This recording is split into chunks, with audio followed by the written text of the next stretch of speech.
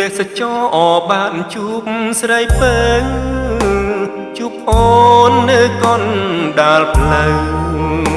ស្រីពៅកំពុងលងផ្កា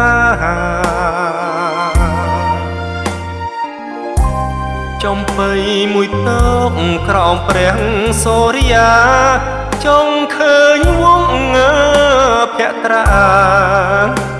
បបហាញញឹមព្រឹមព្រៃអោអង្គធំរយំល្វើយល្វើយរសៀលខ្យល់បក់រំភើយ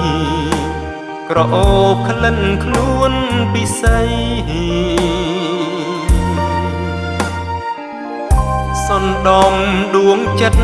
ជាប់មុនស្នេហ៍ស្រីឲ្យរៀមលួចញើបែតៃសុំស្រីចងក្រងស្នេហារាសាទតាព្រំបត់ទុនចិត្តស្រី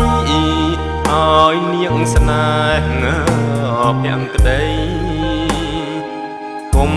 បីប្រែចិនដាសាងស្នេហ៍និស័យលើក្បូនវាសនារៀមបងពងគួចចងប្រាថ្នានាំការស៊ីមរៀប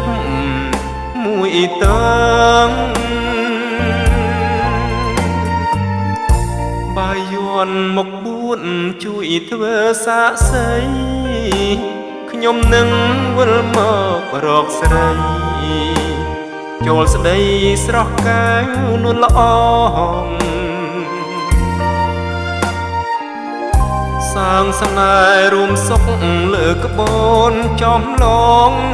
រៀមសូមបញ្ញាអើងបេះដូងលើបងកើងកើងបុកផា